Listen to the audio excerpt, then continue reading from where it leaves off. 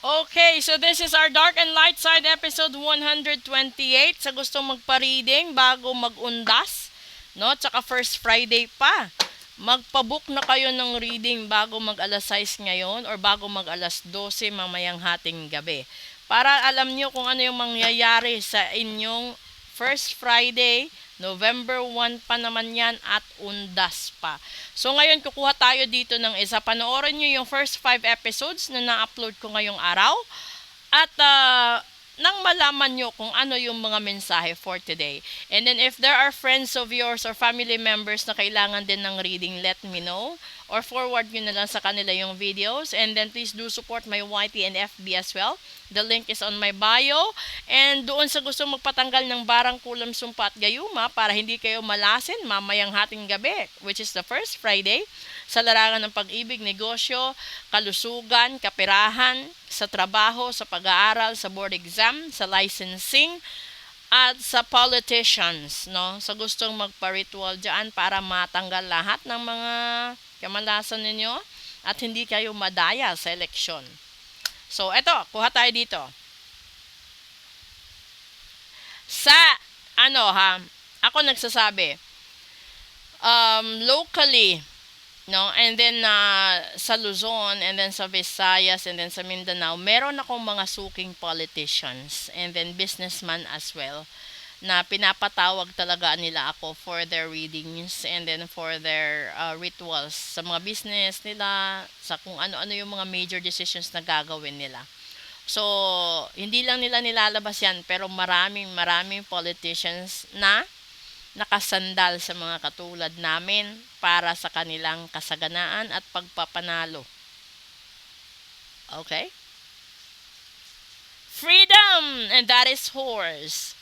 You must break out of any limitations in that are holding you back, whether they are self-imposed or put on you by other people or society.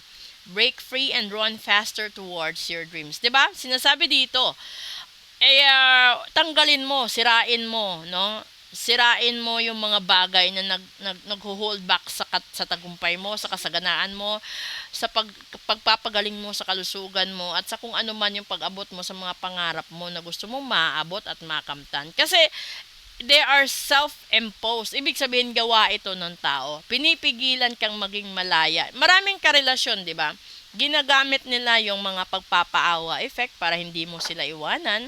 Gagamitin nila yung reverse psychology para konsensyahin sila na hindi ka iwanan. Pero yung totoo doon, minamanipulate ka na. So if you want to break free with that type of toxic relationship, iparitual mo ang sarili mo, ganun din ang karelasyon mo. Para maghiwalay kayo in good terms at wala nang sakitan, wala nang mangyayaring barang, kulam, sumpa at gayuma. Again, uulitin ko sa mga tao na magtataka kung bakit sila biglang minalas sa buhay nila.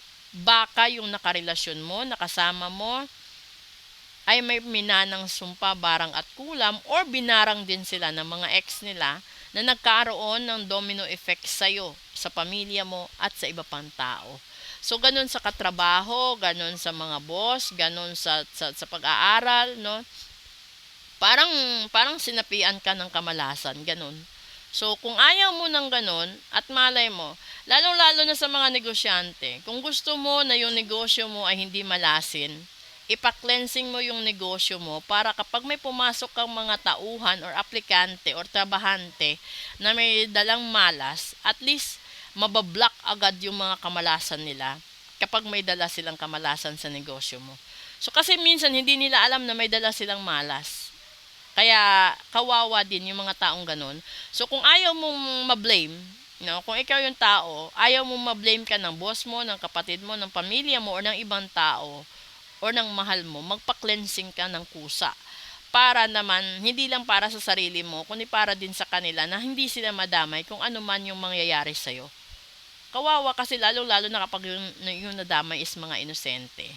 Minsan tatawagin ng mga tao na karma yon, pero hindi yun karma. May mga tao lang talaga na sadyang nagmana ng kamalasan sa magulang nila, sa grandparents nila.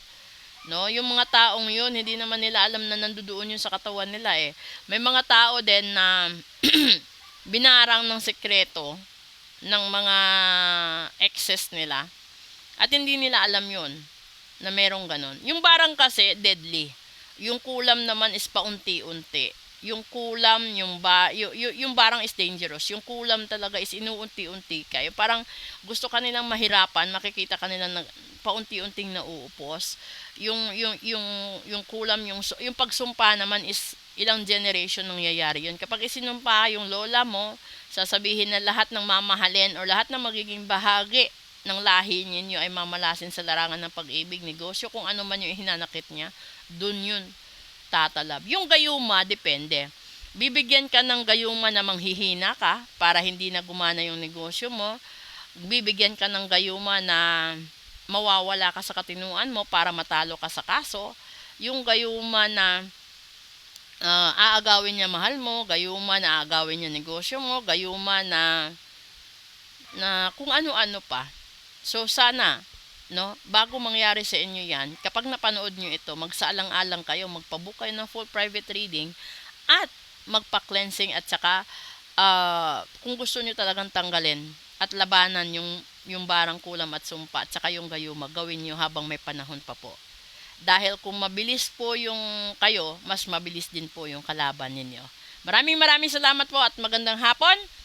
Antayin ko na lang po yung mga messages ninyo. Maraming salamat!